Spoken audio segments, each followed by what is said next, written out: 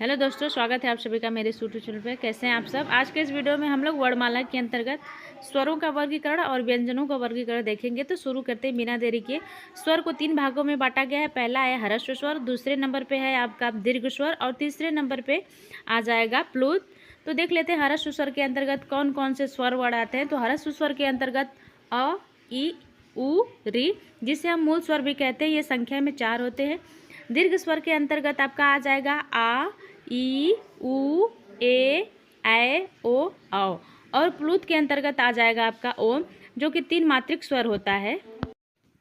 अब हम लोग व्यंजनों को देख लेते हैं। व्यंजन को कितने भागों में बांटा गया है उसका वर्गीकरण देख लेते हैं। तो पहला है व्यंजनों का वर्गीकरण में पहला आ जाएगा स्पर्श व्यंजन। क से लेकर क वर्ग से लेकर प वर्ग तक के जितने भी व्यंजन वर्ण हैं ये सब स्पर्श व्यंजन के अंतर्गत आ जाएंगे। क वर्ग से लेकर प वर्ग तथा इसमें ड और ढ। क वर्ग से लेकर प वर्ग तक 25 हो गए, ड ढ मिला के 2, ये 25 2 27 हो गए। तो स्पर्श व्यंजनों की संख्या कुल 27 होती है।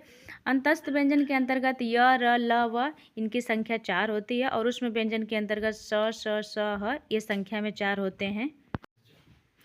उष्म के बाद आ जाएगा आगत। आगत के अंतर्गत कुल 2 व्यंजन वर्ण आते हैं, ज और फ। आगत व्यंजनों की संख्या कुल 2 होती है। उसके बाद अंतिम और लास्ट है संयुक्त व्यंजन। संयुक्त व्यंजन के अंतर्गत छ, त्र, ज्ञ, श्र। संयुक्त व्यंजनों की संख्या कुल 4 होती है। तो ये तो रहा व्यंजनों का वर्गीकरण।